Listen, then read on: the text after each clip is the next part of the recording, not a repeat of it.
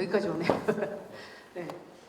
방금 소개받은 광주 서구를 지역구로 둔 반도체 산업 경쟁력 강화 특별위원회 위원장 양양자입니다.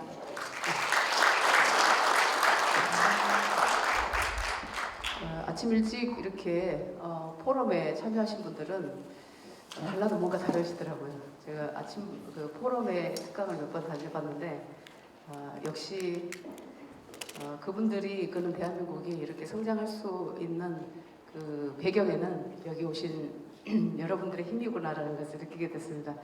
조금 아까 소개를 해주셨는데 저 뒤에 우리 박상식 교수님 계셔요. 제가 박상식 교수님 이야기를 시작으로 하겠습니다. 용서하십시오. 박상식 교수님이 저를 이 자리까지 이끌어 주셨다고 해도 전혀 틀린 말이 아닙니다. 무슨 소린가 아시죠 지금? 제가요 전라남도 화순군 2학년 쌍봉리 345번지에서 태어나서 아버지가 일찍 돌아가신 바람에 사실은 이제 그 중학교 3학년 때 학교에 다녀왔는데 아버지가 잠깐 보자고 가셔요. 근데 제가 오빠 둘 남동생 둘이고 딸이 하나란 말입니다. 근데 그런 딸 하나인 저한테 아버지가 말씀도 없으신데 갑자기 부르셔서 아무래도 내가 오래 못 살 것 같다 그러셔요. 근데 보니까 만감이 그때 굉장히 좀 사춘기 여학생으로서 되게 마음이 그랬습니다. 그런데 제가 할 수 있는 이야기는 아빠 내가 알아서 할게. 그러고 이제 고등학교 1학년 올라와서 돌아가셨는데 그날이 고등학교 원서를 쓰는 이게 마지막 날 전날이었어요. 얼마나 고민을 하셨는지 모르겠습니다. 그래서 제가 다시 이제 중학교 가서 중3 때였는데 마지막 날 제가 이제 원서를 인문계로 썼다가 다시 광주여상으로 바꾼 계기가 됐죠. 사실은 저는 어릴 때부터 꿈이 교수였어요. 선생님 중에 가장 높은 사람이 교수라고 그래가지고 항상 교수가 되겠다는 꿈을 꿨었는데 고등학교를 들어가는 그 순간 저는 저의 꿈은 일단은 좀 접혀지는구나 이렇게 생각을 했었습니다. 그리고 주상복이 타자를 한 80% 하죠. 광주여상이면. 그래서 그렇게 해서 학교를 3년간 다니는데 상당히 괴로웠었습니다. 근데 3학년 때 담임선생님께서 삼성 반도체 통신 주식회사에서 연구원 보조로 공채를 한다. 그런데 그 이제 원서가 오면 성적 위에서부터 이렇게 끊어서 주거든요. 근데 저는 상당히 성적이 좋았기 때문에 안 가도 됐었어요. 근데 저는 그 소리를 듣는 순간 무엇인가에 홀린 듯이 저긴 내가 가야 되겠다 하고 제가 지원을 했습니다. 그러고서 이제 삼성전자 들어왔는데 들어오니까 쌀 속에 돌멩이 같죠. 제가 할 수 있는 일은 카피하고 커피 타드리고 박 교수님도 제가 커피를 많이 타드렸을 겁니다.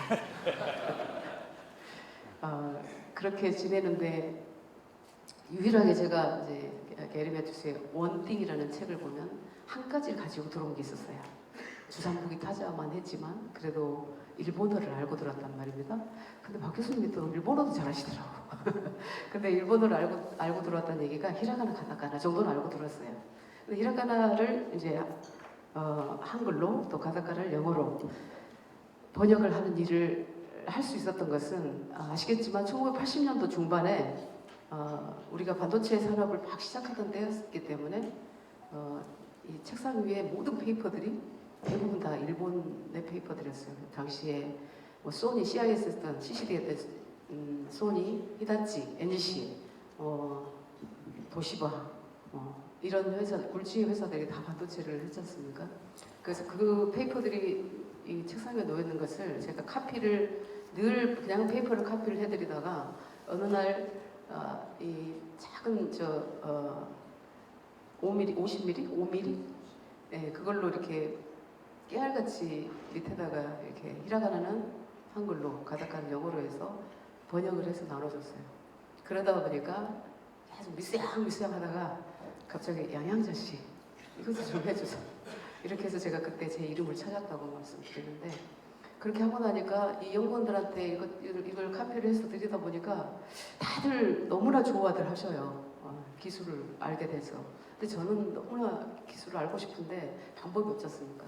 그래서 당시에 기흥사업장, 반도체 기흥사업장에 있는데 경희대를 갈까? 아주대학교 야간을 갈까? 그러다가 학교, 이 회사 내에 학교가 있으면 좋겠다. 그래서 절박하게 그런 얘기를 제가 했던 것 같아요. 학교가 있었으면 좋겠다. 근데 학교가 안 만들어졌어도 아마 우리 박상식 교수님께서 저를 잘 키워주셨을 건데 학교를 만들어줬으면 좋겠다 해서 이제 만들어진 게 삼성전자 기술대학이었습니다. SSIT 89년도에 만들어졌어요. 근데 89년도에 제가 원서를 내려고 하니까 여자는 안 뽑는다, 여성은 안 뽑는다. 그래서 원서를 내보지도 못하고 다음에 다시는 내려고 하니까 상고를 나오면 커리큘럼에서 못 따라간다. 또 안 되는 거예요. 세 번째는 정말로 공부를 하고 싶다. 그런데 수학에서 안 되는 거예요. 그래서 이 수학 공부를 해야 되겠다. 그래서 마침 근데 87년도죠, 박 교수님? 87년도에 옆에 굉장히 좀 위대한 분이 한 분 오셨어요. 서울대학교에서 박사하셔갖고 이렇게 CCT 팀으로 오셨는데 제가 다짜고짜 가서 박사님 저 수학 좀 가르쳐 주세요. 그렇게 간 거예요. 근데 안 가르쳐 줄 수가 없었던 게 박 교수님 그 박사학위 받으실 때 레티클 제작을 제가 좀 도와드렸거든요. 포도에서 제작을 도와드렸는데 물론 이제 샷이 2개가 들어갔는데 한쪽은 아마 우리 잘못되고 한쪽 안 됐었죠. 근데 겨우 하나 살아가지고 박사학위를 받으신 거예요. 그래서 저는 굉장히 미안함에도 불구하고 가가지고 수학 공부를 해주세요. 근데 why not? 내가 해줄게요. 해가지고 아시죠? 새벽에, 점심때, 저녁때 아파트 이사 가시면 저도 그 아파트로 이사 가서 가르쳐 달라고 해가지고 1년 동안 거의 수학을 전담으로 저를 가르쳐 주셨어요. 왜냐하면 광주여상을 가면 챕터 1도 못 나갑니다.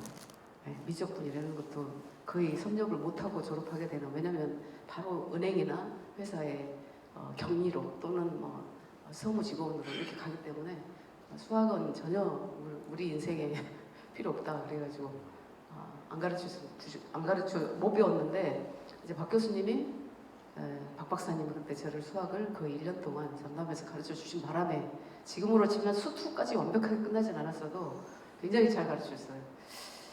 그러더니 제가 이제 그 다음 해에 시험을 봤을 거 아닙니까? 합격했어요. 그래서 이제 거의 꼴등으로 들어갔어요. 나올 때는 제가 수석으로 나옵니다. 그 사이에 우리 교수님께서는, 박사님께서는 회사를 그만두시고 세종대학교로 오셨어요. 가르치는 일이 너무 재밌대요.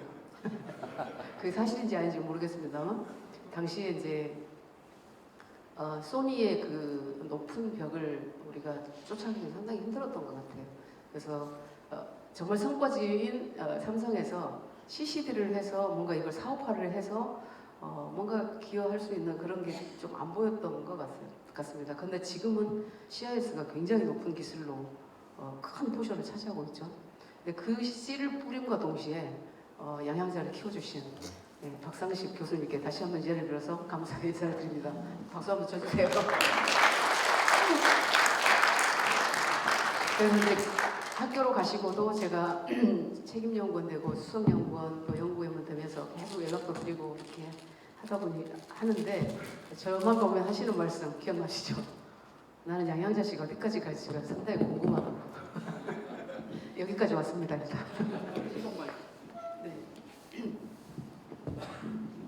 네, 그래서 소개가 길었는데요. 아무튼 그런 인연으로 제가 오늘 아침에 이렇게 세종대학교로 오는 길이 좀 울컥했습니다.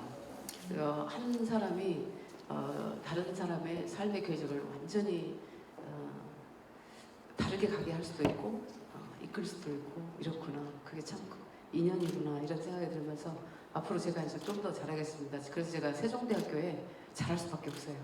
그래서 혹시라도 필요하신 일 있으면 제가 산점에 있으니까 열심히 뒷받침해드리도록 하겠습니다. 네, 이게 이렇게 가는 거 맞나요? 네.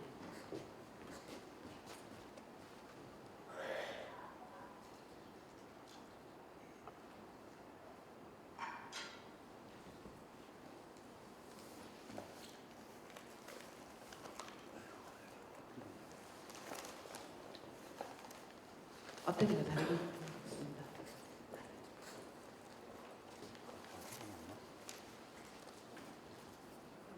제가 사실을 왜곡한 건 아니죠, 박 교수님? 예. 안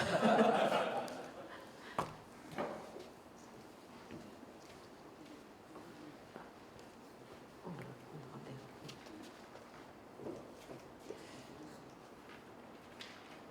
아까 됐었나요?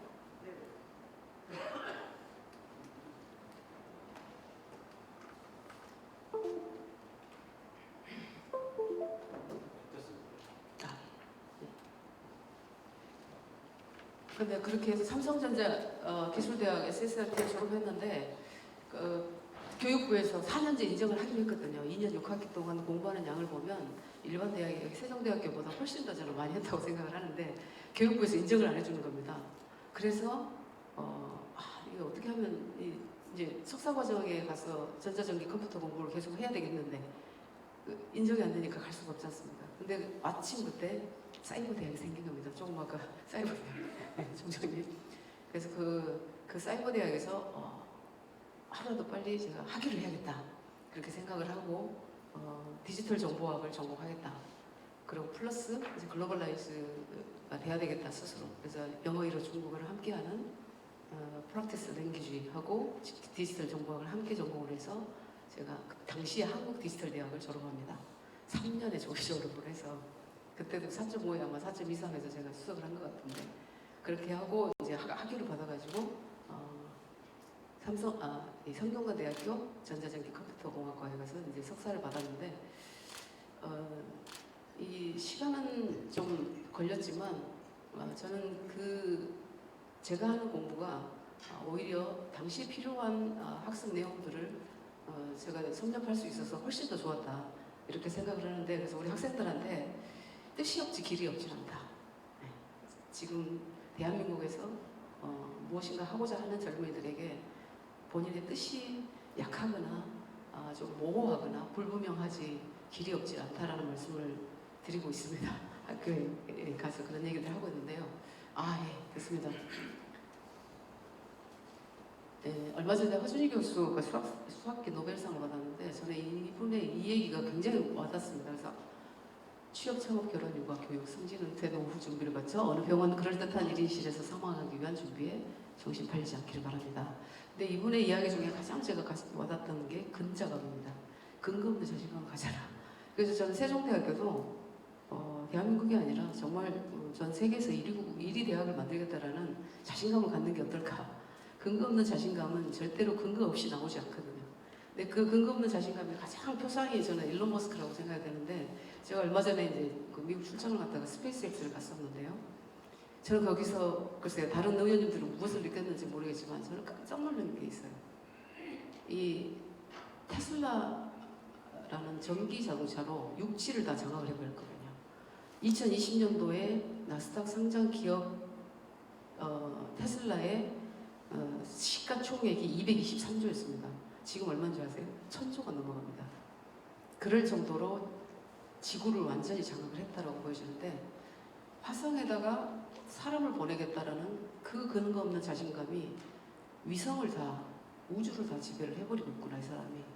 그러다 보니까 우크라이나 같은 사태에서도 전쟁에서도 기지국을 못 세우지만 위성에 와이파이를 쏘고 미사일을 요격하고 할 수 있는 모든 기술을 그 사람이 다 장악을 해버렸구나. 근데 스페이스X에 가보니까 우리 한국 친구들이 9명이 근무를 하고 있어요. 근데 그 친구들이 대한민국의 히어로가 되겠는데 대한민국에서는 그들의 가치를 모르고 있구나. 이런 생각이 좀 들었습니다. 그리고 이 허준희 교수 하는 말이 건강하게 80세까지 우리가 일을 할 수 있다면 3만 일 정도 일을 하게 되는데 저도 한 10,000일이 잘 안 남았습니다. 그래서 이제 인생 3막의 봉사를 하고 있다고 생각을 하는데 여기 오신 교수님들도 마찬가지라고 생각을 합니다. 3막의 봉사인데 그래서 2338, 11,000호, 2518, 9558 반도체인의 신조를 보면 무엇이든 숫자로 파악을 하겠습니다. 제가 67년 4월 4일에 태어나서 오늘 2338일째 살고 있고 삼성에서 30년 2개월을 일을 하고 왔는데 11,005일을 하고 왔습니다. 2016년도 1월 12일 날 제가 정치권에 영입이 돼서 오늘로 2,518일째 정치 영역에서 좀 정치를 하고 있는데요. 기업 당선된 지가 958일째입니다. 그래서 저는 항상 이런 생각을 하고 있습니다. 네, 데일리 라이프, 토럴 라이프다 이런 생각을 갖고 살고 있다라는 제 자신을 잠깐 소개해드리려고 말씀드렸고요. 대한민국의 운명은 과학기술 개척한다. 그래서 제가 작년에 과학기술 패권 국가라는 책을 썼습니다. 그 제목이 세계를 선도하는 부민 강국으로 가는 길. 부국 강병원 얘기를 많이 하셔도 부민 강국은 제가 처음 얘기한 것 같습니다. 근데 그걸 이제 안철수 후보가 대선 때 가져가서 쓰셨더라고요. 그 얘기가 저의 그 멘토 되시는 분이 또 최진석 교수님 계시는데 그분이 거기 선대위원장 가시면서 그걸 가져가셨더라고요. 좋습니다. 그래도 예. 어쨌든 누가 만들든지 간에 우리가 국민 강국을 만들면 된다. 백성이 잘 살아야 강국이 된다라는 말씀을 저는 드리고 그래서 과학기술 패권국가 중요하다. 저는 어떤 그 세력보다 지금은 기업가들의 영향이 굉장히 크고 기업가들이 활동을 해야 된다고 생각하면서 작년에 제가 그 과학기술 패권국가라는 책을 쓰는 그 메시지가 기업, 산업, 경제, 과학, 기술 이 영역의 분들이 이제 운동권 또는 뭐 율사 분들을 뭐 이렇게 대신하자는 얘기는 하지만 그래도 좀 앞장서서 대한민국을 선도국가로 좀 보내보자 이런 의미의 메시지로 쓴 건데 그 책을 소개하던 기자분이 양양자 운동권에 반기 들다 이렇게 제목을 소개하는 바람에 제가 운동권으로부터 작년에 굉장히 힘들었습니다. 여전히 힘들 것이고 앞으로도 어려움이 예상됩니다. 그래서 오늘 여기 계신 분들이 좀 많이 도와주시면 좋겠습니다. 곳곳에 저의 저격수들이 있습니다. 그래서 이제 아까 근거 없는 자신감을 말씀드렸던 이유가 빈살만이라는 몇 살인 줄 아시죠? 몇 살인 줄 아셔요? 38. 우리나라 나이로 38살. 85년 8월 31일생입니다. 그러니까 37세죠. 근데 이 친구가 한 이야기를 듣고 저는 굉장히 놀랐던 게 이 네옴시티를 만들겠다. 사우디 반도와 이집트 사이 아카바만 동쪽에 건설되는 첨단 미래 신도시로 총 사업비 5천억 달러, 670조라고 그랬는데 2, 3일 전에 발표한 거는 1,400조로 발표를 하더라고요. 670조를 들여서 상업과 상간지역 26,500 제곱킬로미터 서울의 44배 면적을 인공도시, 스마트 시리 주거도시, 산업단지, 관광단지로 건설하고자 하는 대규모 프로젝트입니다. 근데 중요한 게 여기서 이런 발표를 하는데 요 왼쪽 아래 보시면 우리의 굴지의 대기업의 오너들이 저렇게 졸졸이 초등학생처럼 앉아가지고 우리는 무엇을 할까요? 이렇게 보는 모습을 보면서 왜 대한민국은 저런 담대한 비전을 이야기하는 사람이 없을까? 왜 김건희 여사가 이게 무슨 조명을 썼는지 그게 무슨 대한민국 발전과 무슨 상관이 있습니까? 그래서 이런 담대한 비전을 얘기하는 사람이 정치권에도 없고 우리 교수 사회에서도 아직까지 제가 들어본 적이 없는 것 같습니다만 이제는 우리가 좀 담대한 이야기를 좀 해야 될 것 같아서 저는 첨단산업 네옴시티가 미래도시 아닙니까? 대한민국을 만들자라는 말씀을 이 자리에 키워드로 드립니다. K-네옴시티를 만들자. 그래서 제가 2016년 1월 12일 날 영입되어서 광주 출마를 결단하고 간 이유는 항상 그 시대에 제가 쓰여지는 시대 정신이 무엇인가 보면 사실은 당시에는 호남 없이 정권 교체 없다. 그래서 제가 호남 출신으로서 호남에 출마를 할 수밖에 없었던 거죠. 대부분이 다 이제 영입이 되면 비례대표로 갑니다. 그런데 비례대표를 가면 저의 정치적 쓰임은 전혀 관계가 없는 거죠. 그래서 이제 광주 출마를 감행하고 4.13에 출마를 하면서 당시에 제가 그렇게 얘기합니다. 우리 박상식 교수님이 저보다 훨씬이 아니라 비견할 수 없을 정도로 석학이시고 저보다 훨씬 더 많이 아시고 제가 죽는 날까지 스승으로 모십니다만 저도 30년 2개월을 설계해서 넘볼라타일 메모리 그리고 그 다음에 SRAM, DRAM, 플래시 메모리 CIS 조금 뭐 이런 식으로 설계팀에서 일을 하고 왔습니다만 반도체라고 하는 게 제가 굳이 말씀을 안 드려도 왜 반도체라는 것을 이렇게 외치는가는 다 알고 계실 거예요. 바이든 대통령이 취임을 하셨는데 첫 방문국이 대한민국이잖아요. 대한민국 중에서도 첫 방문지가 다 알고 계시죠. 삼성전자 반도체 평택 캠퍼스란 말입니다.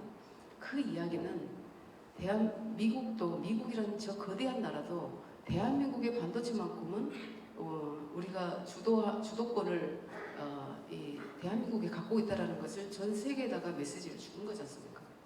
근데 메모리 반도체라고 하는 게 92년도부터 이제 디램이 1등하기 시작했는데 지금 30년째 1등을 하고 있어요. 30년째 1등을 하고 있는 이 반도체를 우리가 뺏겨서는 안 되지 않습니까? 그런데 지금 얼마 전에 발표된 거 보면 아시죠? 지금 메모리 반도체 삼성이 1등이고요. 그 다음에 마이크론 2등이고 SK가 3등이거든요.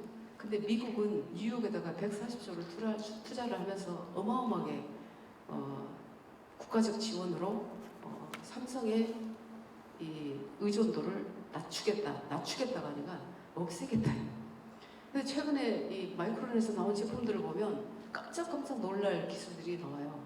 아시겠지만 낸드 플래시, 그 버티컬 낸드 플래시도 사실은 우리가 172단, 6단 이 정도 하고 있을 때 232단 내고 그 전에 우리는 96단. 근데 그때 예를 들면 68단, 96단 할 때 COP는 생각도 못했어요. 왜냐면 그 셀을 페리 위에다가 만들겠다라는 COP라는 기술을 그때는 그냥 트라이만 하고 있었지 제품할 생각을 못했는데 이미 나오고 있더라고요. 근데 인력으로 보면 우리가 25,000명이 하고 있다고 보면 거의 6만 명이 하거든요. 근데 더 문제가 저랑 같이 임원됐던 분들, 설계 키맨, 프로세스 키맨, 프로덕트 엔지니어링 키맨, 이 키맨들이 다 가 있어요 거기에. 그래서 거기서 지금 일을 하고 있습니다. 이게 무슨 얘기냐면 이제 대한민국에서 일을 하지 않겠다는 거예요. 얼마 전에 제가 이제 서울대하고 카이스트 이렇게 특강 다녀왔는데 학생들의 생각이 대한민국에서 일을 안 하겠다는 얘기예요. 그리고 그 아이들이 삼성이나 SK에서 주는 장학금을 받지 않겠다고 해요. 플렉시빌리티가 떨어진다. 나는 해외로 갈 수 있는데 괜히 그걸로 발목 잡히기 싫다. 거의 100% 그렇더라고요. 제가 조사를 해봤습니다. 이런 상황이 벌어지고 있어요. 그러면 우리는 메모리를 만약에 마이크론이나 다른 회사에 뺏기고 지금 그 바이든이 왔던 이유가 뭡니까? 대만이 불안해서 그런 거 아닙니까? TSMC가 불안해서. TSMC가 있는 대만을 2025년도까지 중국으로 편입시키겠다고 하면서 무력도 불사하지 않겠다 이렇게 발표를 했어요. 그러다 보니까 TSMC가 대만에 있다가는 기업 지속 가능한 기업을 못하는 거죠. 그래서 TSMC도 지금 미국에, 일본에 다들 다 이렇게 생산 기지를 스프레드 시켜서 나가고 있는 상황인데 얼마 전에 제가 충격적인 뉴스는 제가 충격을 받았던 뉴스는 대만의 딜레마. 대만이 2025년도까지 4만 명의 인재가 유출된다. 이런 발표를 했더라고요. 굉장히 두려운 일입니다. 그래서 이제 바이든이 와서 이재용 부회장을 보면서 물론 이제 트럼프 대통령 때도 마찬가지입니다만 이 바운더리를 어떻게 하면 미국이 가져갈 수 있을까? 그래서 삼성에게 롤을 주는 거 아닙니까? 왜 줍니까? TSMC가 전 파운더리의 마켓시어를 70% 이상 가지고 있지 않습니까? 근데 미국 시장에 압도적인 영향력을 미치고 있죠. 근데 그 캡티브 마켓을 감당할 수 있는 회사가 유일하게 전 세계에서 삼성밖에 없는 거예요. TSMC 다음에 삼성이 유일하게 파운더를 합니다. 캡티브하게. 그러니까 글로벌 시장을 감당할 수 있는 회사는 삼성밖에 없기 때문에 메모리 1등을 해서 온 것도 있지만 미래 미국의 경제에 지대한 영향을 미치는 삼성에게 이 역할을 준다라는 거예요. 그래서 260조를 투자를 하기로 했는데 어디다 하느냐? 텍사스에다 하기로 했어요. 그러면 텍사스에 11개의 평택과 같은 기지가 만들어집니다. 평택이나 이천이나 화성단지나 이런 정도의 단지가 11개를 만들 수 있는 그런 금액이 바로 260조거든요. 260조를 투자한다고 하면 삼성은 좋습니다. 삼성은 글로벌 시장이 거기 있고 세계 시장을 지속적으로 주도할 수 있겠죠. 근데 문제는 뭐냐? 260조를 투자해서 그 생산 기지를 움직이려면 사람이 필요할 거 아닙니까? 누가 합니까 그걸? 지금 대한민국 안에서는 메모리 반도체만 인력을 뽑기에도 급급한 상황인 거 다 아시죠? 산업계 학계에서 다 그렇게 얘기합니다. 거기다가 근데 페미니스트 커지고 있죠. 거기다가 소부장 계속해서 커지고 있죠. 누가 담당합니까? 세종대학교도요. 이제 반도체로 확장 계속 해주셔야 돼요.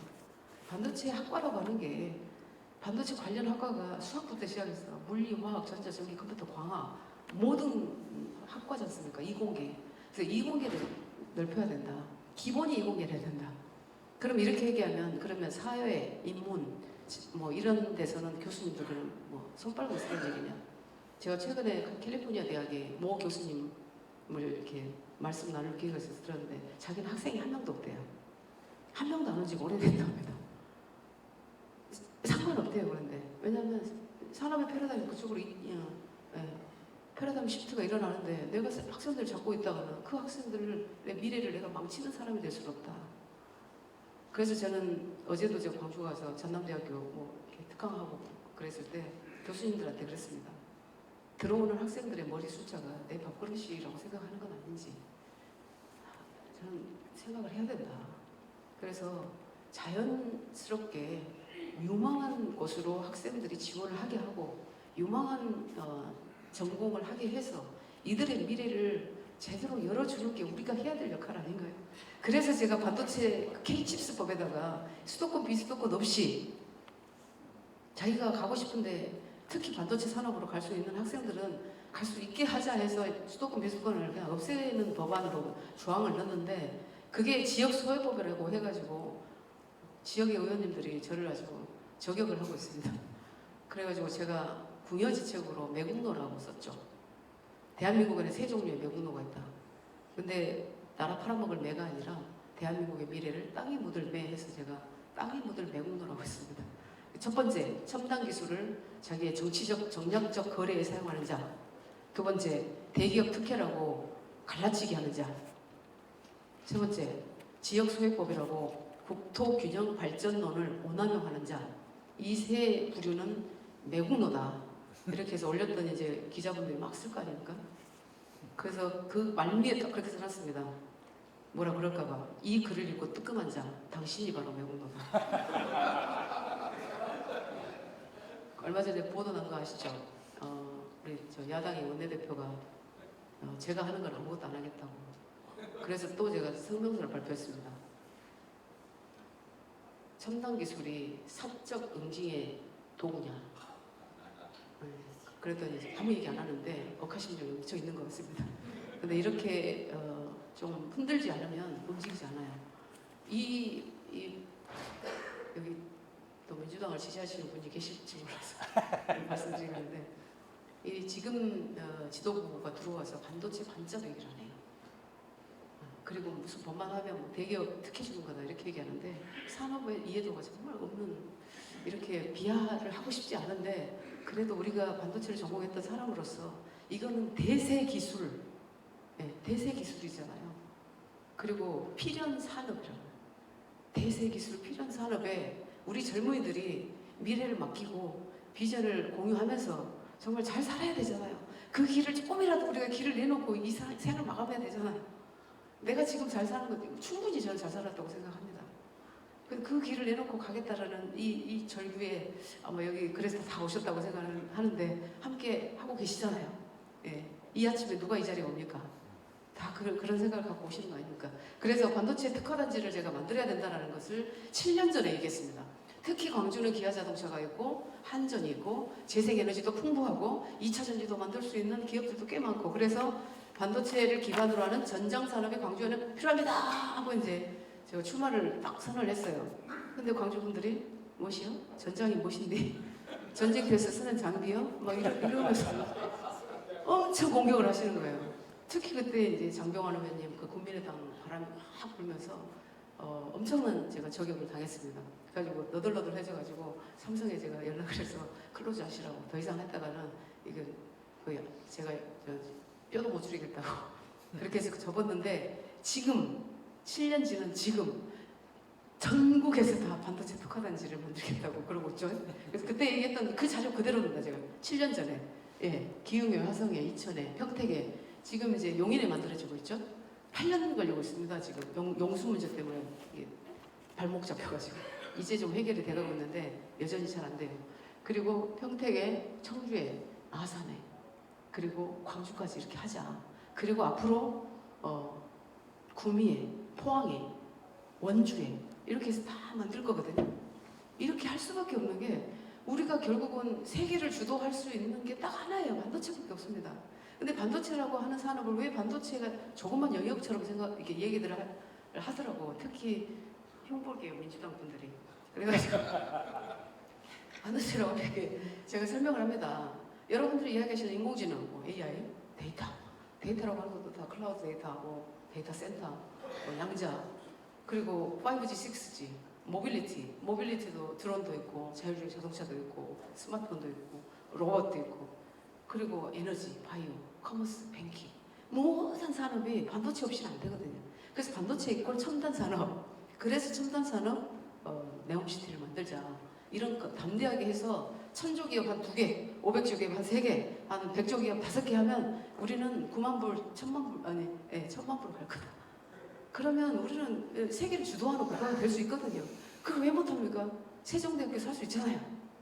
우리 학생들한테 그런 비전을 심어주시고 그렇게 해서 우리가 이 한 번 불사르겠다는 생각을 하면 저는 세종대학교가 대한민국 1등이 아니라 전 세계 1등이 되지 않을까 싶습니다. 그래서 세종이라는 이름이 있는 거죠. 세종. 우리나라의 문제가 세종대왕, 그러니까 그 예전에 과거 우리가 조선시대를 보면 최문선 뭐죠?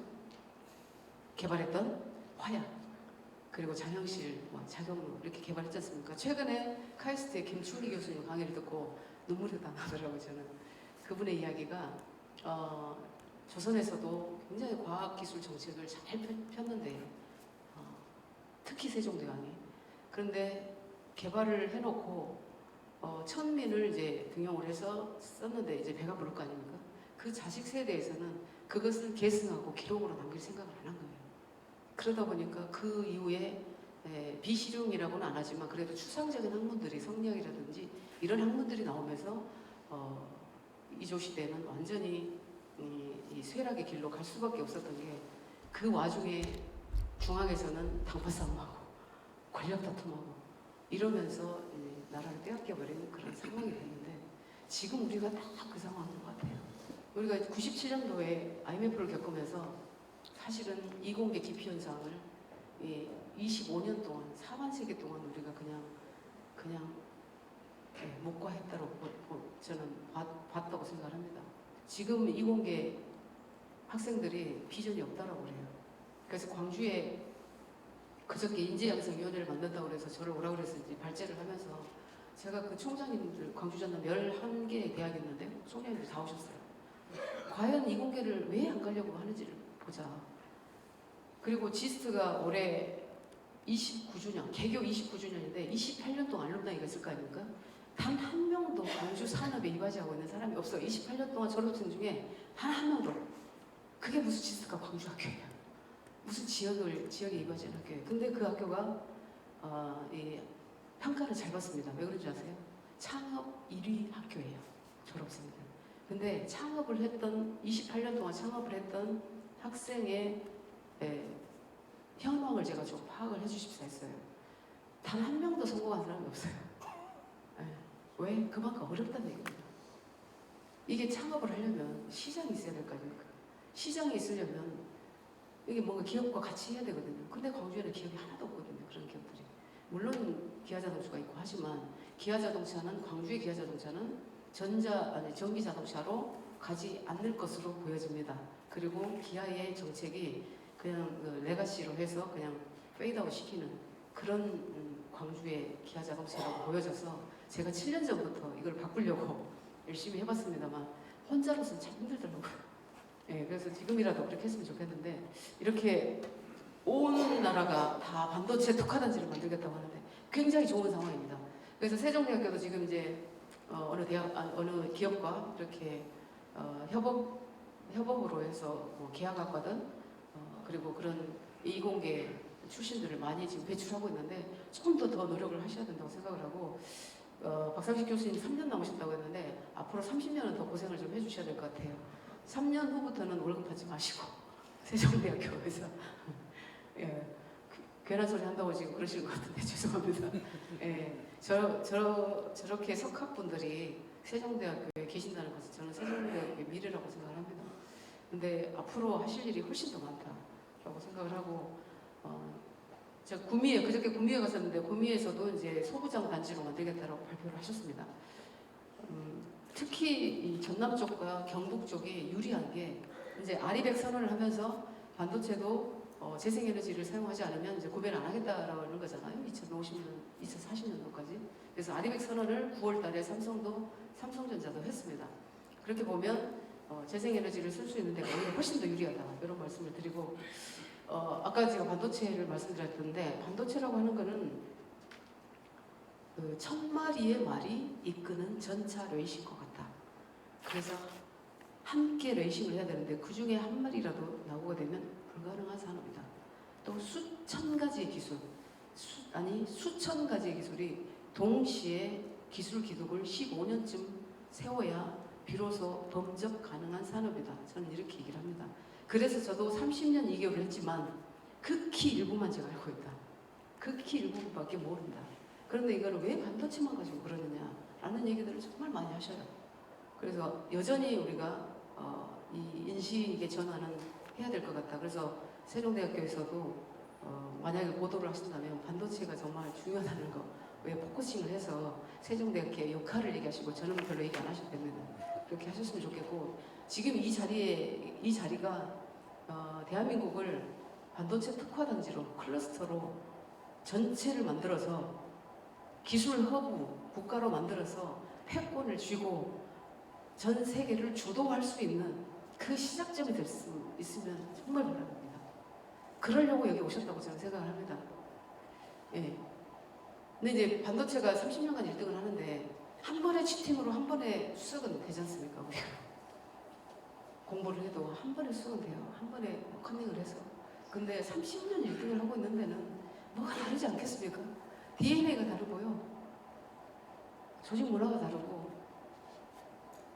일을 대하는 방식이 다르고 철학이 다르고 가치가 달라요. 그래서 30년 1등을 하고 있는 이 반도체, 메모리 반도체에서 우리는 배워야 되는데 모든 정치인들, 모든 교수님들, 모든 식자, 모든 오피니언 리더분들도 패스트 팔로우에서 퍼스트 무버로 가자 계속 그런 얘기를 합니다. 근데 대한민국이 퍼스트 무버가 된 게 그것도 30년 동안이나 퍼스트 무빙을 하고 있는 이 산업이 있는데 이 산업에서 배우고자 하는 정치인들이 단 한 명도 없더라. 제가 7년째 하는 얘기예요. 이 성공의 역사가 있고 성공의 DNA가 있는데 거기서 배우고자 하는 사람이 한 명도 없더라. 거기에 역할을 한 우리 박상식 교수님이 여기 있는데 그 반도체 역사를 배우고자 하는 분들이 잘 있었는지 잘 모르겠어요. 근데 세종대는 다를 거라고 생각합니다.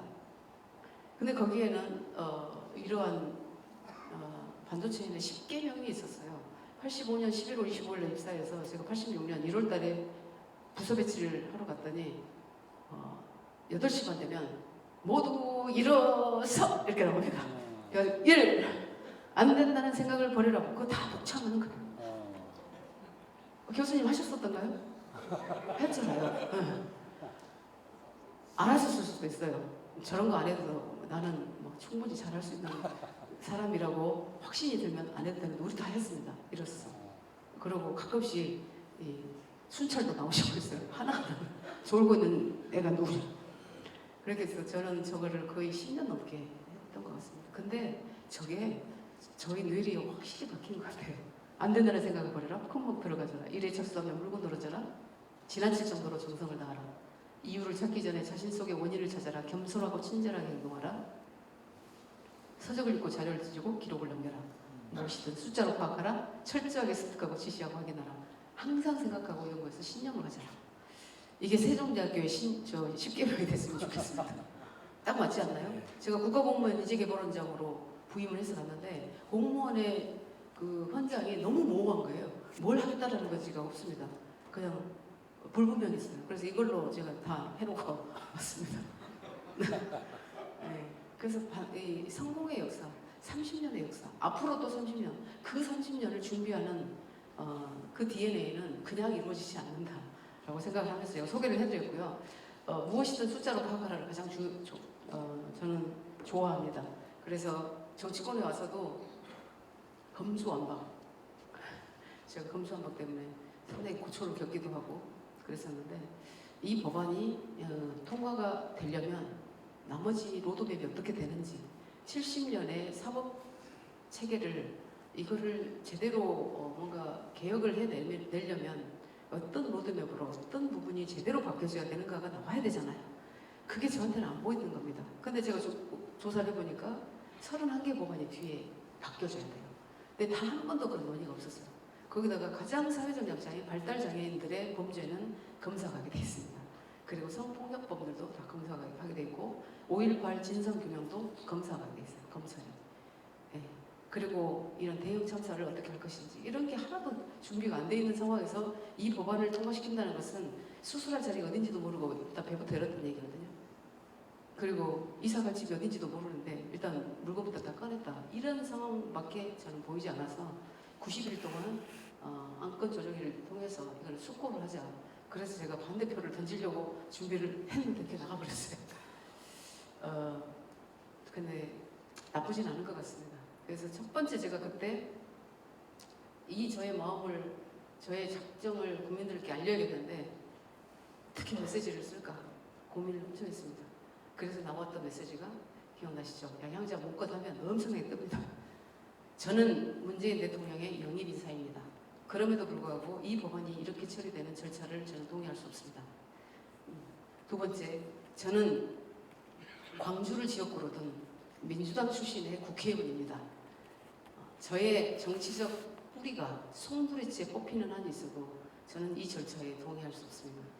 제가 가장 사법개혁을 이야기를 했었고 검찰의 이 무소불위의 권력에 국민들이 인식하는 유전무죄, 무전유죄 이 사법의 부정의를 개혁해야 된다는 것을 제가 가장 이야기를 했습니다만 이런 절차로 해서는 안 됩니다. 라고 해서 제가 반대를 했죠. 지금 생각해도 잘한 것 같습니다. 근데 일단 법안이 통과돼버려가지고 나라가 좀 혼란스러운데 이 또한 저는 우리 대한민국이 나아가고자 하는 중요한 어떤 사례로 아마 역사적으로 남을 것 같습니다. 그리고 지금 이제 국민들께서 한쪽은 민변, 한쪽은 검찰, 그래서 굉장히 이제 율사들의 대한민국이 되고 있어요. 근데 이런 부분에 굉장히 이제 약간 신물을 내고 계시는 것 같습니다. 그래서 새로운 세력들이 나온다면 저는 과학기술, 산업경제, 기업 교수님들께서도 그런 분야에서 함께 하셨던 분들이 좀 앞장서 주시면 대한민국은 그래도 선도국가로 더 빨리 더 스무스하게 진입하지 않을까 이런 생각을 해보면서 말씀을 드립니다. 제가 이 글로벌 산업 지형을 설명을 해드리는데 오늘 시간이 별로 없네요. 그래서 빨리 55분까지 하셨네요. 55분까지요? 네. 앞으로 한 5시간 해야 될 것 같아요. 네, 빨리 끝나도록 하겠습니다. 자연스럽게 이제 가시면 되고 이 그릇을 듣는 것보다 더 중요한 일이 있다. 그러면 가시면 됩니다. 골프 약속이 있으시거나 그럼 가시면 돼요.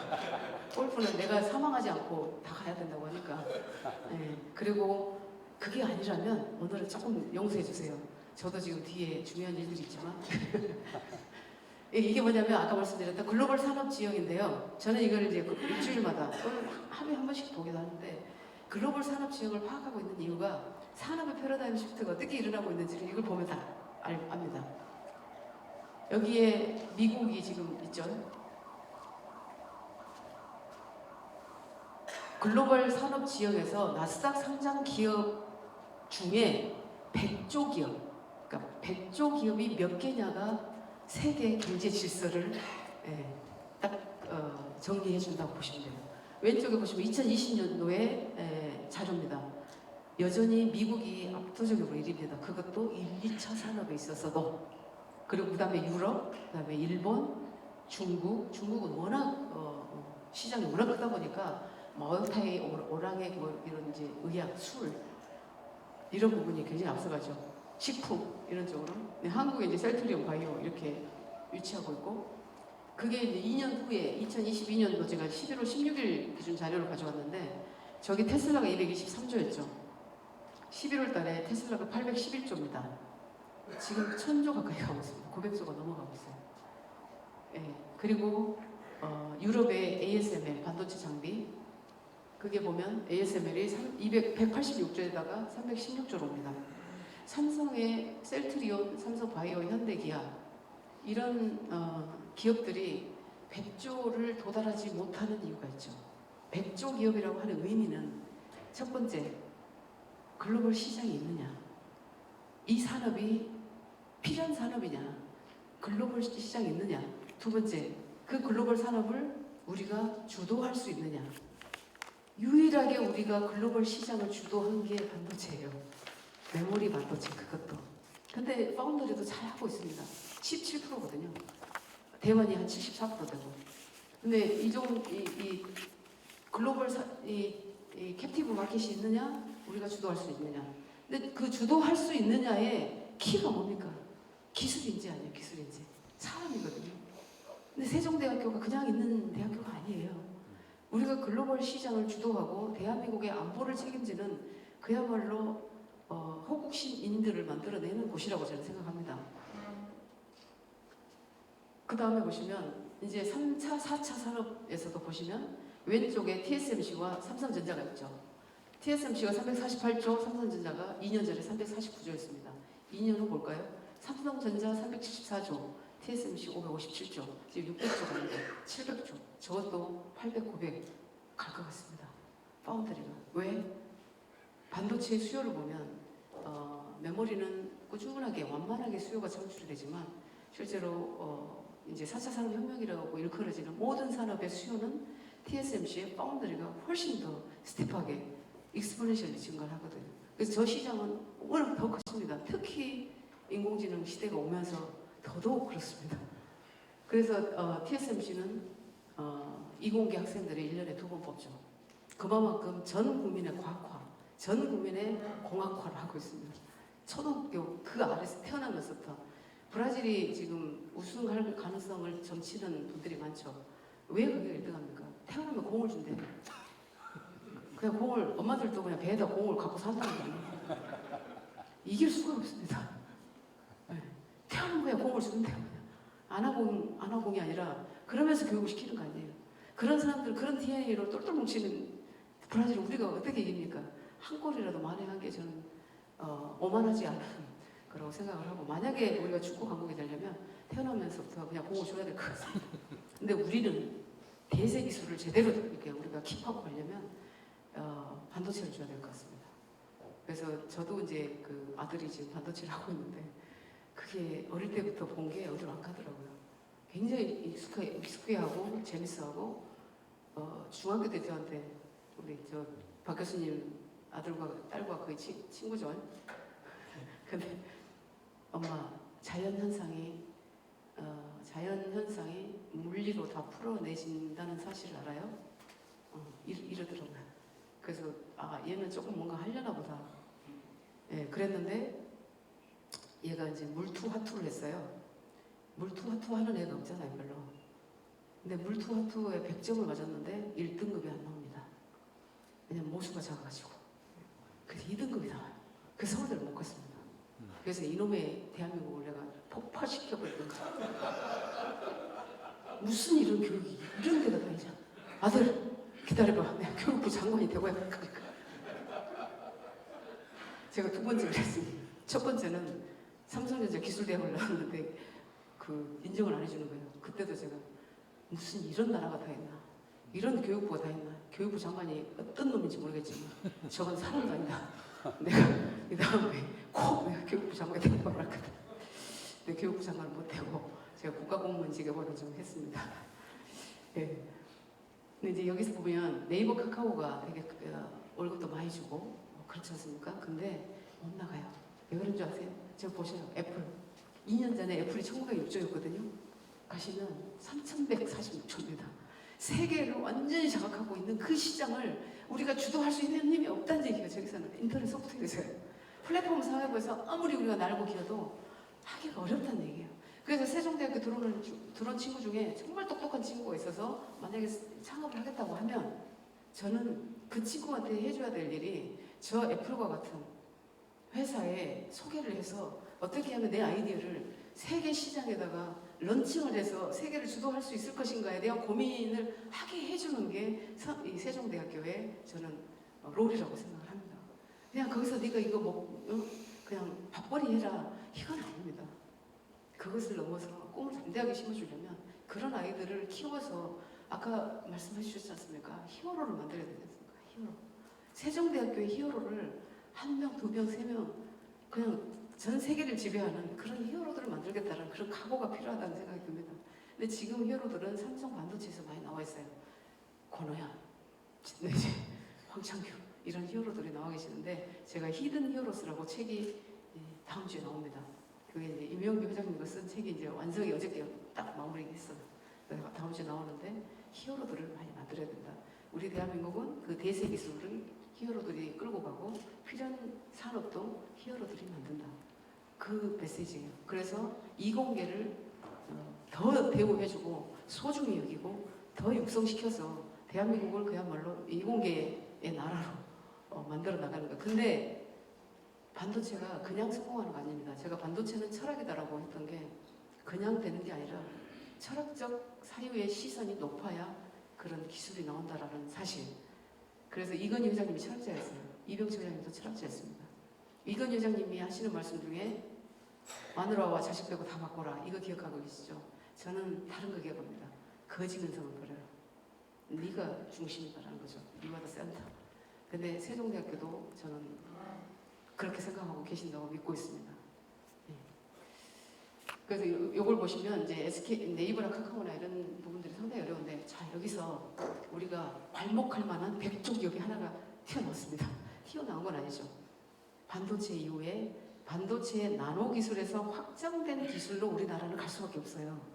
그래서 2차 전지, 배터리, 뭐 바이오도 마찬가지. 바이오도 시밀러 쪽이 우리가 강한 것은 이미 다른 분야는 다 장악당하고 우리가 복제약이 이제 개도국이나 어떤 낮은 의료비로 질 높은 의료 서비스를 받고자 하는 좀 도움이 필요한 나라들한테 사실은 필요하기 때문에 바이오가 그 다음에 이제 굉장히 유망하죠. 전 세계에 시장도 있고 우리가 할 수 있는 가능성이 있고. 그래서 2차 전지가 그 다음이었는데 LG 에너지 솔루션이 140조로 올라옵니다. 그래서 2개가 됐어요 현재. 그래서 삼성과 SK는 1000조가 가고 저 LG 에너지 솔루션과 바이오나 이런 쪽은 한 500조가 가고 그다음 100조가 한 5개가 만들어지면 우리가 못할 거 없지 않습니까? 전 세계를 휘어잡는 거예요. 제가 얼마 전에 스위스, 오스트리아, 덴마크 이런 나라, 네덜란드 이런 나라를 가보니 그런 나라들이 500만, 600만, 700만 밖에 안 되는데 이스라엘 세계를 주름잡고 있는 거는 결국 기술밖에 없더라고요. 네. 네. 그런 상황입니다. 그래서 이제 한 달 차이로 보면 TSMC가 469조에서 557조 원 사이에 삼성전에 333조였다가 374조가 왔는데 이게 이제 우리나라의 미래를 어떻게 하면 이 글로벌 시장에 나스닥 상장 기업으로 올리고 그 시가총액을 100조 이상을 만들 것인가를 생각을 해야 됩니다. 지금부터. 우크라이나가 괜히 전쟁을 당했겠습니까? 거기에 삼성전자나 SK나 TSMC나 이런 생산기지가 있었으면 과연 쳤을까요? 미국에 압도적으로 영향을 미치고 있는 나라다. 그러면 가만 놔뒀을까요? 미국이라는 나라가? 우리 있잖아요. 아까 말씀드렸지 않습니까? 260조 딴 데로 가면 미국으로 가면 결국 우리나라는 가진 거 아무것도 없고 6천 골단 이 살점 몇 개 받고 뼈를 통째로 내주는 거예요. 근데 우리나라에서는 그 위기를 아직 모르고 있는 겁니다. 그렇게 되면 어떻게 돼요? 결국은 무력으로라도 대만을 침공하겠다는 이 중국과 미국과의 싸움에서 우리나라의 젊은이들이 그야말로 또 희생당하는 그런 역사가 반복될 게 뻔한데 왜 이런 위기를 못 보고 있는지 저는 되게 안타까울 뿐이에요. 우크라이나에 이틀 전에 10몇만이 지금 젊은이들이 죽었다고 하잖아요. 우리나라 그렇지 않을 것 같습니까? 양쪽으로 찢어져서 수많은 윤봉길 의사, 안중근 의사, 유관순 열사, 그 수많은 중용공들, 그 수많은 위안부 다시 안 나오는 법이 어디 있습니까? 그래서 중요한 일인데 이게 그냥 가고 있어요. 다음 주에 2달 전에 시아 아시잖아요. 미국 반도체협회 회장이 존 유퍼예요. 존 유퍼하고 부회장이 지미 굿리치라는 분인데 두 분이 왔어요. 우리나라에. 그래서 유일하게 만난 사람이 접니다. 그때 1시간 동안 이야기하는데 제가 이제 그런 이 생산 기지를 이제 계속 가져가려고 하니까 도대체 어느 정도로 생각하느냐 그랬더니 딱 목표가 있더라고요. 코비드 상황이나 재앙의 상황이 와도 미국의 경제에 영향을 안 미칠 정도의 생산 기지를 우리는 건설하겠다. 메모리와 비메모리, 파운드리 쪽에서. 이미 팹리스는 워낙 미국이 다 장악하고 있으니까 그러니까 엔비디아나 퀄컴이나 AMD나 이런 회사들이 장악하고 있기 때문에 딱 2개만 있으면 돼요. 메모리, 파운드리 두 생산 기지만 미국으로 가져가면 우리는 딱 클로즈가 됩니다. 토사구팽이 될 거예요. 그랬을 때 우리는 기술 속국으로 살아갈 수밖에 없는 그런 암울한 역사가 기다리고 있다는 거죠. 지금 근데 우리가 그런 위기이기도 하지만 엄청난 기회인 게 중국을 우리가 걱정할 필요는 없는 것 같아요. 기술로. 물론 인공지능이나 이런 쪽이 굉장히 발달하고 있지만 미국이 이렇게 중국을 제재하고 있는 이 상황에서 우리는 반도체라는 산업으로 첨단 산업으로 완전히 무장을 해서 대한민국을 회공국가로 만들어가는 그러려면 1년에 2번이 아니라 1년에 4번을 뽑아야 된다. 그리고 수도권 비수도권 나눌 게 아니라 풀을 키워야 된다. 그래서 260조 거기도 우리가 주도권을 갖고 마이크론에 가더라도 우리 친구들 보내서 우리가 주도를 하게 만들고 이렇게 해야 되지 않습니까? 이 내부에도 반도체 특화단지 11개가 아니라 지금 앞으로 한 20개는 만들 것 같은데 그 주도권을 누가 가져갑니까? 누가 그 인재들을 개발합니까? 누가 인재를 육성합니까? 세종대학교 아닙니까? 그냥 대충 학생들 가르치고 이거 아니지 않습니까? 그런 생각이 들고요. 네, 반도체는 패러독스, 모순 극복의 역사다. 저는 이렇게 얘기를 합니다. 반도체가 용량은 계속 커져야 되는데 데이터가 늘어나기 때문에 저장할 데이터도 늘어나고 근데 면적은 줄어야 되고 속도는 계속 빠르게 해야 되는데 전력 소모는 적어야 되고 성능은 계속 좋아져야 되는데 가격은 더 싸게 만들어요. 이게 자연현상과 완전히 역행하는 일이거든요. 근데 이거 누가 가능하냐? 결국은 고수들이 가능한 거예요. 고수, 기술자, 고수의 기술자들이 가능하다. 고수의 기술자들은 적어도 20년 이상의 기술 축적을 해왔던 그런 고수들을 우리는 히어로로 대접을 해야 되고 박상식 교수님 같은 분은 여기서 지속적으로 쓰셔야 될 것 같습니다. 네. 아니면 정부로 오셔가지고 하시면 될 것 같아요. 네. 근데 이런 이제 고수들이 가능한데 결국은 익숙한 것과의 결별을 할 줄 아는 고수들이 필요합니다. 기존에 있었던 문법과 전혀 다른 어프로치가 가능한 사람들, 전혀 다른 생각을 할 수 있는 사람들. 어제도 동아 비즈 포럼에 갔더니 미국의 석학들이 와서 이구동성으로 하는 이야기가 혁신은 전혀 다른 어프로치가 가능한 사람이 한 사람이라도 있었을 때 가능하다. 이 얘기를 하더라고요. 전혀 다른 생각. 그러니까 우리는 100만 원짜리 스마트폰을 만들려고 그러면 10만 원 정도 줄여서 가격 경쟁력을 키워보자. 이렇게 미션이 오고 큰 미션이 올 때는 30%의 코스트 경쟁력을 갖게 해달라 이런 건데 그렇게 왔을 때 우리 같은 속된 말로 양키호테 같은 사람들은 왜 10만 원짜리는 못 만들까? 왜 30만 원짜리는 못 만들지? 접근이 언제 거꾸로 하는 거잖아요.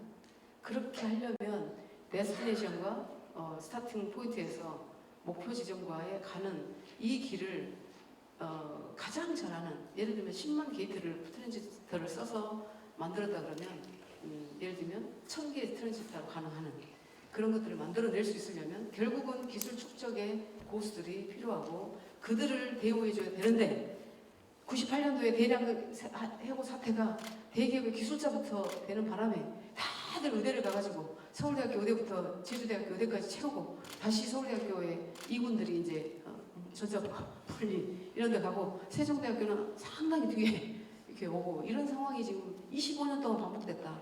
이제는 세종대학교 이공계부터 채우고 그 다음에 서울대학교 의대를 가는 그런 시대가 온다면 대한민국은 확실하게 바뀐다고 생각하는데 의대를 무시해서가 아니라 우리가 그렇지 않습니까? 몸이 그렇게 많이 안 바뀌잖아요.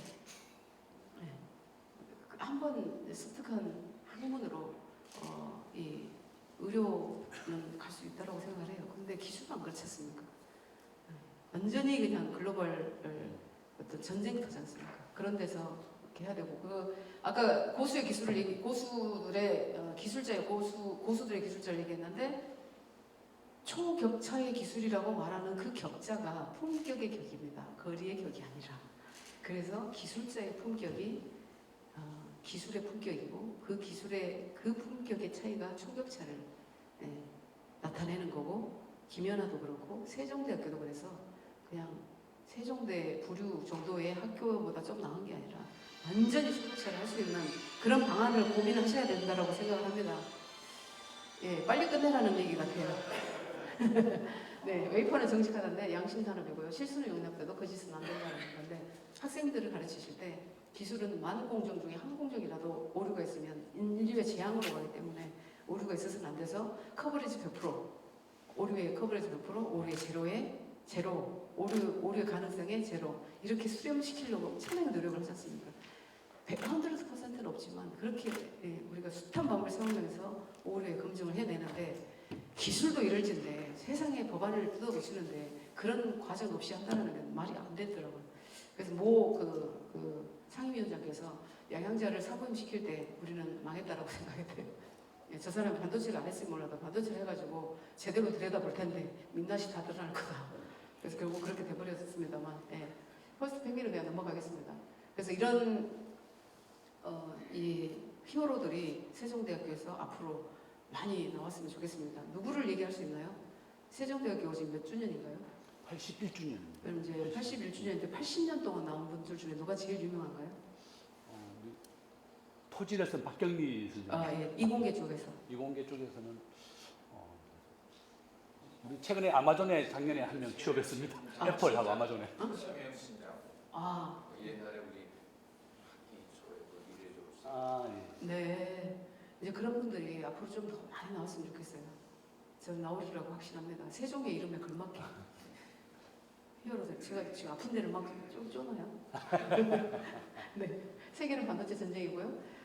왜 우리가 미국을 함부로 할 수 없느냐, 미중 간에 어떻게 해야 되느냐라고 하시는 분들 많아요. 근데 저 양대 진영을 보면 중국 주도가 SMIC, YMTC, 하이실리콘 대표적 회사, 나머지 일본 키옥시아, 넷플래시 쪽, 삼성전자, SK하이닉스, 대만의 TSMC, UMC, 미디어텍, 나냐, 미국의 퀄컴, 엔비디아, AMD, 인텔, 마이크론, 유럽의 ASML, 아이맥, 다 미국 주도거든요.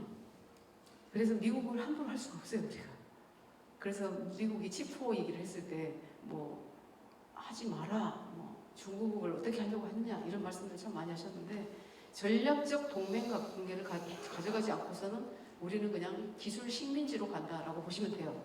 그래서 아까 말씀드렸던 삼성전자가 미 시장에 또 투자를 하는데 텍사스 오스틴에 260조 반도체 공장 11곳 신설하고 미 신정으로 돌아온 마이크론, 뉴욕에 1000억 불 공장 짓는다. 이게 뭐냐면 마이크론은 142조 투자를 해서 삼성을 넘어서겠다. 삼성의 마켓시어를 이제 줄여나가겠다는데 문제가 뭐냐면 지금 메모리가 1등을 하고 있는데 메모리가 문제가 뭐냐면 1등과 2등과 3등과 별 차이가 없어요. 근데 이게 규모의 어떤 경제가 무서운 게 아무리 어려운 상황이 돼도 시장을 압도하고 있는 회사는 건들 수가 없거든요. 그래서 삼성도 계속 투자를 해나갑니다. 다시 한번 이제 치킨 게임이 올 거거든요.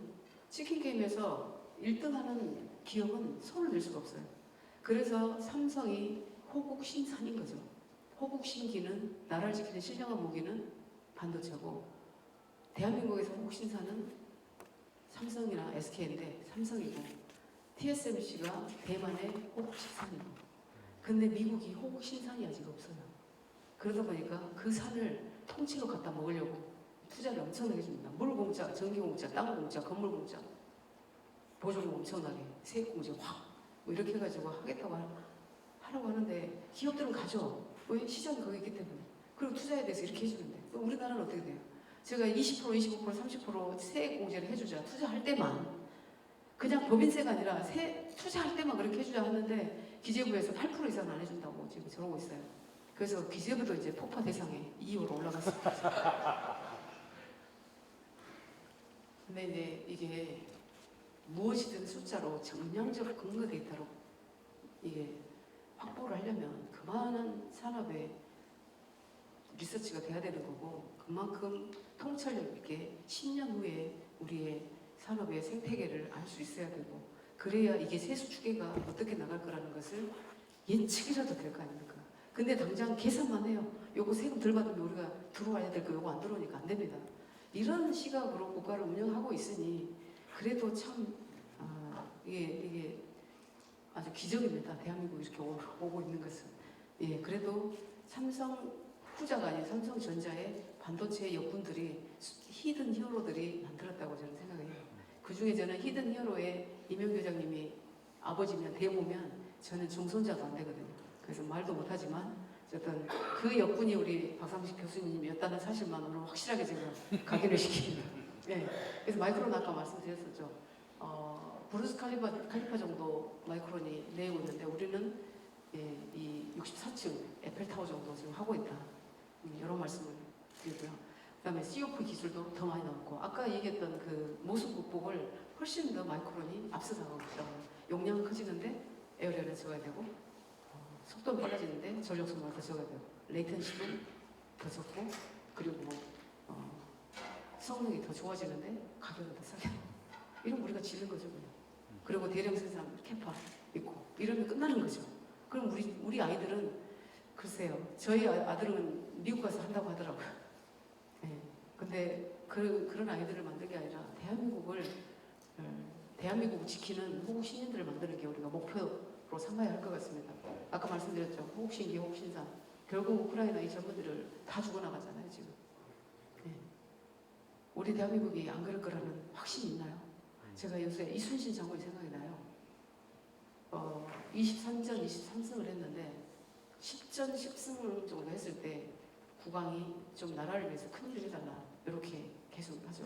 근데 그렇게 하려고 하면 할수록 삭탈번직당하고 모사를 당해가지고 유배당하고, 그러면서도 기술로 거북선이라는 그 기술로 조선을 지키고자 했던 그 고뇌가 얼마나 깊었을까. 그 책을 다시 읽고 있어요.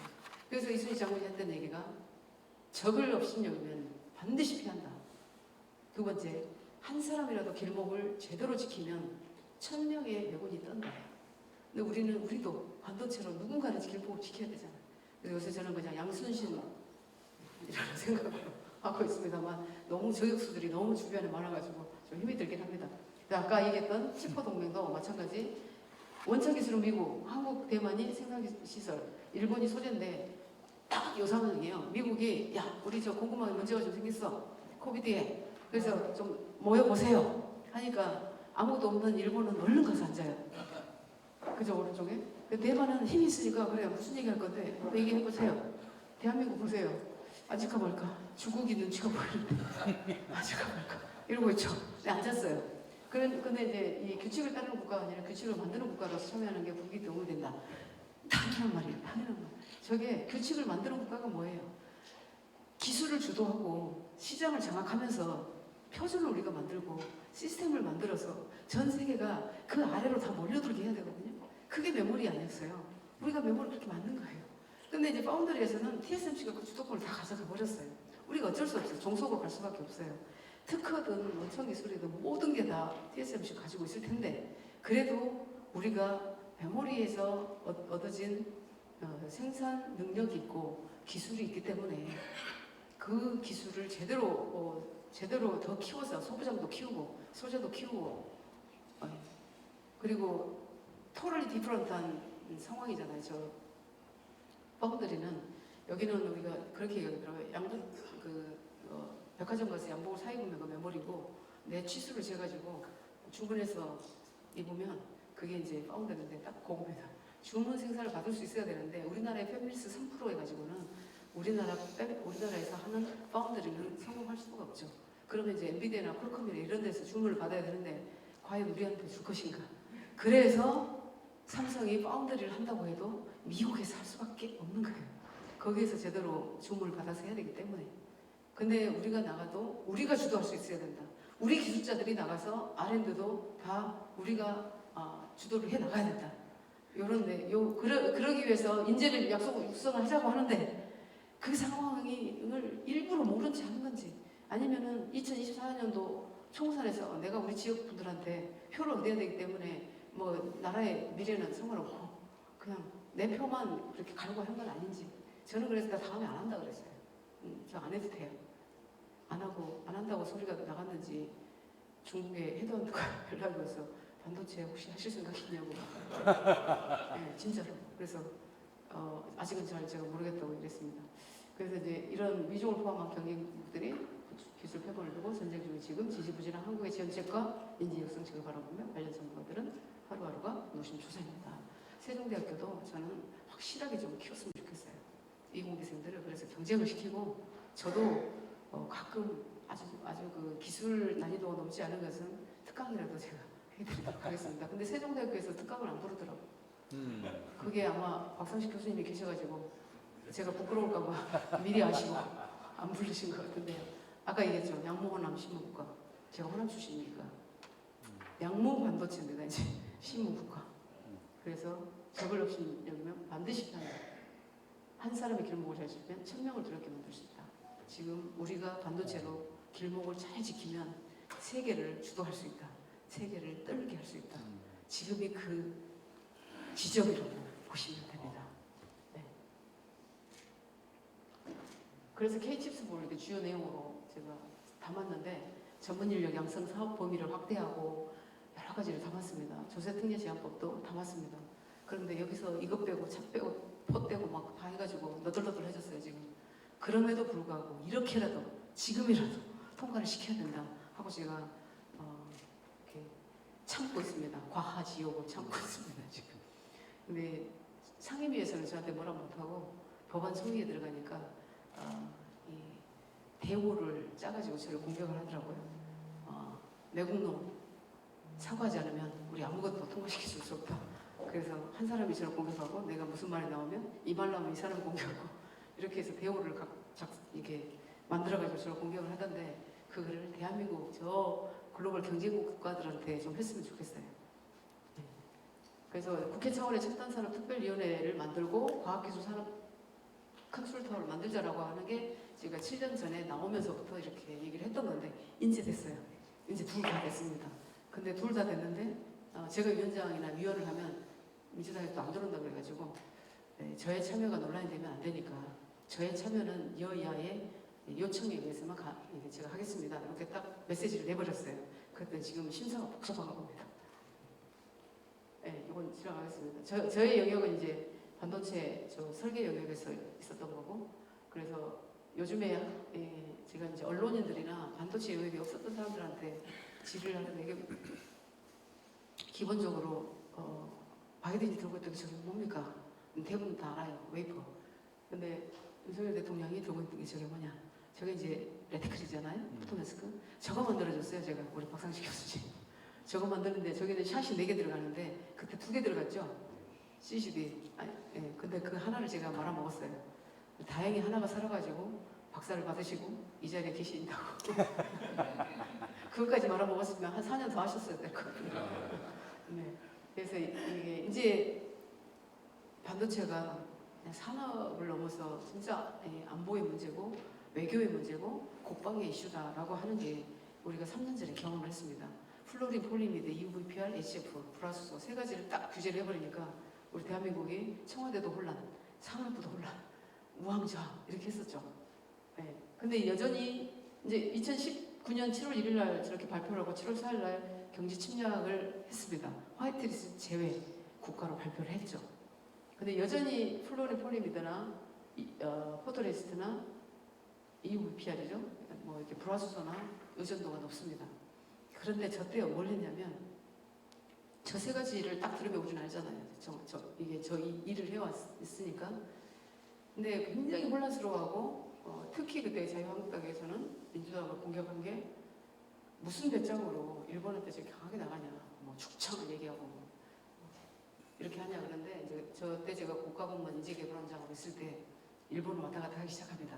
3가지를 우리가 수입을 못했을 때 만들지 못하는 당장 문제가 되는 제품, 그게 예를 들면 LPDDR4, GDDR 이런 쪽에 하이엔드 쪽에 반도체를 못 만들면 데미지를 받는 일본 기업의 10개.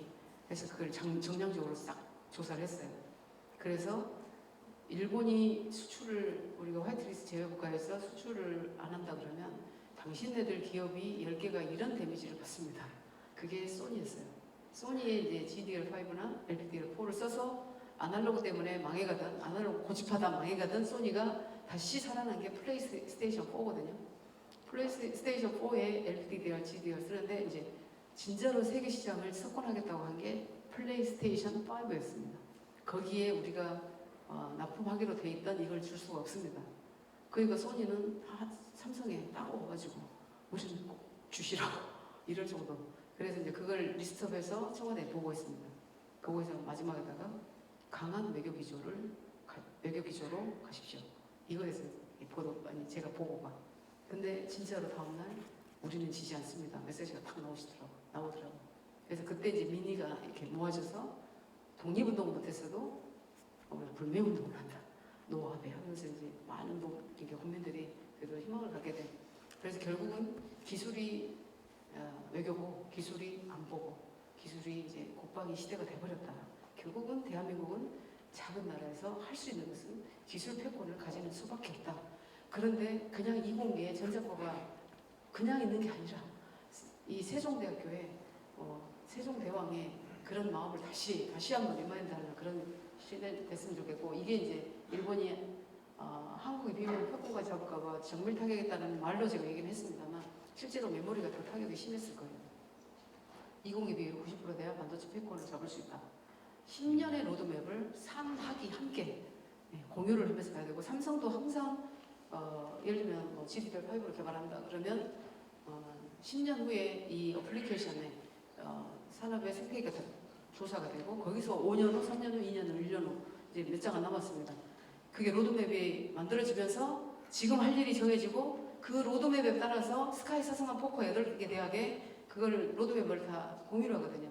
그때 우리가 석사 전자전기 컴퓨터 몇 명, 물리 몇 명 이렇게 해서 주는 거거든요. 그러면 거기서 이제 수요를 받았던 건데, 이 인력 수급에 문제가 생긴 게 저는 지금으로부터 15년 전에 이미 문제가 생겼다. 왜?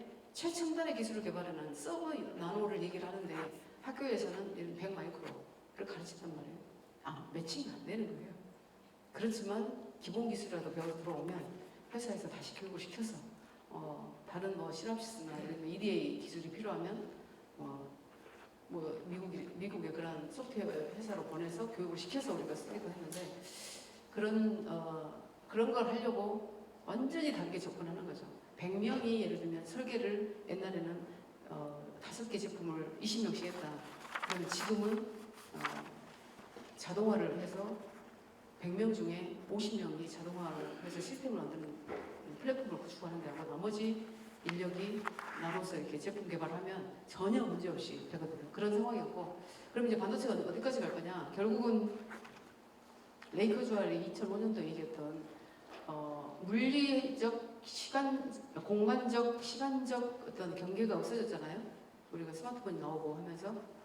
근데 이게 생물학적 경계가 무너지는 날까지 온다. 싱귤라리티가 그거 아니에요? 특이점 연단에서. 결국 그래서 지금은 구글이나 아마존이나 이런 데서 Can Google Solve Death라는 그런 연구를 하고 있죠. 그러니까 사람이 눈이 나쁘면 눈을 인공눈으로 갈면 돼요. 심장도 인공심장, 관절도 인공관절, 귀도 근데 마지막에 뇌는 뉴로모픽 사이언스가 지금 한참 이렇게 인공지능 위해서도 개발했지만 실제로 사람을 사이보그로 하는 마지막 단계인 것 같습니다. 자, 그래서 지금 이제 세종대학교가 사실은 변신의 순간이라고 저는 보는데요. 똑같이 R을 우리가 받아서 이 애벌레를 거쳐서 나비로 확실하게 트랜스포메이션 돼야 되는데, 우리가 얼마나 오래됐고 얼마나 유구한 전통을 가지고 있고 얼마나 많은 학생들이 우리 학교를 나왔고 여기에 자랑은 이제는 끝났다 이거죠. 그리고 우리가 대한민국에서 몇이고 이게 중요한 게 아니라 완전히 새로운 나비를 히어로들을 만들 수 있느냐, 한 명이라도 만들 수 있느냐, 저는 그거 같습니다. 그런 변실의 순간이 왔다라고 생각을 하고요. 똑같은 비커 속에 똑같은 물이 담겨 있는데 한쪽은 그냥 그저 그런 세종대생, 전혀 새로운 세종대생 한 명이 세상을 바꾼다는 그런 믿음이 있고, 여기 계시는 분들이 그 한 분의 중요한 역할을 하실 분이라고 믿어 의심치 않습니다. 고맙습니다.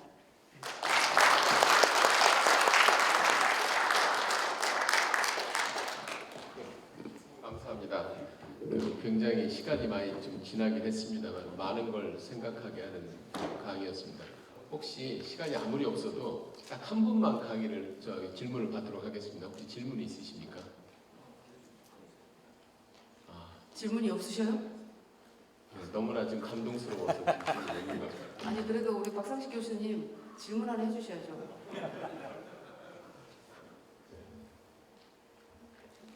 지금 강의를 잘하셨는데 이렇게 이 내용은 언제까지 유효한 건가요? 이 내용이요? 지금 이제 아까 데이터들이 이렇게 있는데 그 데이터들은 통상 얼마만에 한 번씩 글로벌 산업 지역에 업데이트? 네. 저는 일주일에 한 번씩 합니다. 일주일에 한 번. 네. 그리고 7년 전부터 쭉 보고 있습니다. 그리고 이제 제가 전기 자동차냐 수소 자동차냐 이런 얘기 나오잖아요. 2005년도에도 어떤 게 나오냐면 컨버전스냐 다이버전스냐, 예를 들면 이게 기술이 다 융합돼서 스마트폰으로 나올 거냐, 아니면 가격 경쟁력이 안 될 거니까 MP3 따로 카메라 따로 뭐 전화기 따로 이렇게 나올 거냐, 이게 모르지 않습니까? 근데 그런 것들을 파악하는 데는 제가 최고인데 유효하죠, 그죠? 근데 그걸 파악하려면 어디를 보면 되냐면 전기 자동차냐 수소 자동차냐가 이야기가 나온 지 한 10년 되죠. 그때 그럼 우리가 전기 자동차로 갈 것이라고 누가 생각을 했겠어요? 결국은 동물적 감각이 가장 뛰어난 사람들이 금융이에요. 그래서 월가의 돈의 흐름을 보면 전기 쪽으로 다 가고 있다는 거죠. 그래서 전기 자동차로 가는구나, 이렇게 파악을 한다라고 임명규 회장님한테 배운 게 7년 전부터 배운 게 그거예요. 돈의 흐름을 보면 그 산업의 방향이 이렇게 촉이 와요. 그래서 거기다가 투자를 해가지고 임명규 회장님은 회사 나와서 엄청나게 지금 투자를 많이 하셔가지고 그때 국내 투자 하나도 안 합니다. 밖에만 하는데 엄청나게 이익을 보고 있어요. 그러니까 보통 그 어널라이저들보다 훨씬 뛰어나셔요. 보시는 분. 네. 언제까지 유효하냐? 앞으로 계속 유효할 것 같습니다. 양 의원님 계실 때 이건희 회장님이 그때 신경영 하면서 마누라와 자식 빼놓고 다 바꾸라 했는데 저희들은 그렇게 농담을 했습니다. 이왕이면 자식 빼놓고 다 바꾸라 할 것이다. 그렇게 얘기를 했고요. 요즘 러시아 아까 10만 죽었다고 그러는데 우크라이나 전사자가 한 15,000 죽었고 러시아가 10만이 죽었는데 그 결정적인 이유가 뭐냐 그랬더니 가이던스 시스템, 반도체를 들어가는 그 정밀 유도 무기가 서방에서 빼져서 있고 러시아는 반도체가 다 떨어져가지고 지금 그 가이던스를 할 수 있는 미사일들이 남아있지 않답니다. 그래서 그 차이가 그렇게 큰 차이였다는데 러시아가 아프간에서 10년 동안 15,000명 죽었는데 딱 10개월간 10만이 죽었답니다. 네. 그 차이고 역시 아까 혹은 신기라는 게 그게 맞는 것 같습니다. 자, 어쨌든 저희 세종대도 저희도 이름이 세종안이니까 세상의 그 꼭대기가 되라. 저희가 새로 붙인 세종샘입니다. 세마이컨덕터. 세상을 아름답게. 저희는 그 기치로 몰고 가고 있습니다. 그 기치 지켜봐 주시기 바랍니다. 감사합니다. 네, 고맙습니다.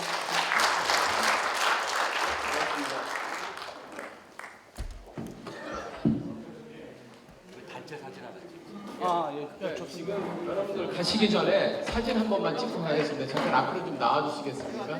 굉장히 중요한 자리에서 평소와 다른 거. 잠깐 가시지 말고 좀 나와주시죠. 예. 올라오시죠. 예, 그럼요. 네.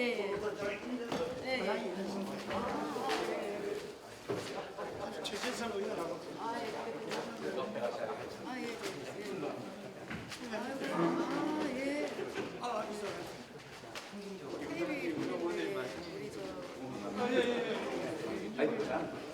저기 이거 좀 꺼주세요.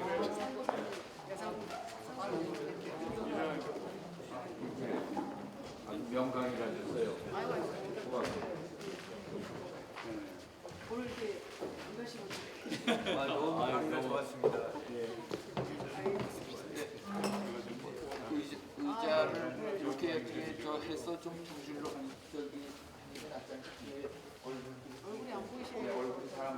보니까 어떻게 하면 좋을까요?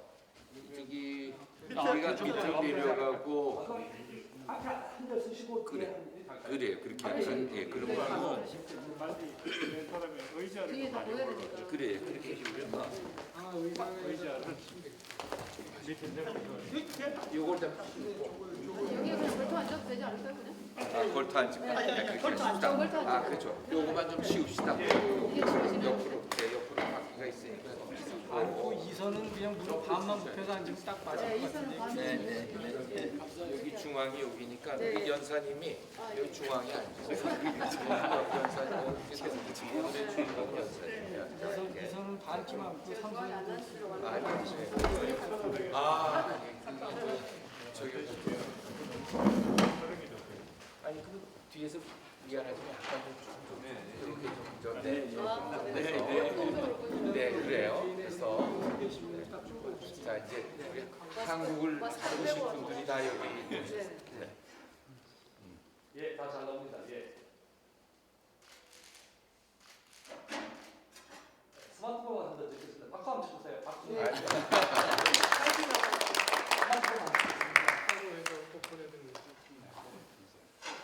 화이팅 할까요? 네. 네. 세종. 자, 세종. 화이팅! 세종. 화이팅. 네, 감사합니다.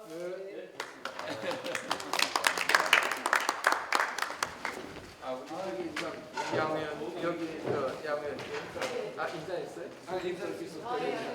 네. 근데 보내드릴게요. 예, 고맙습니다. 이순신 장군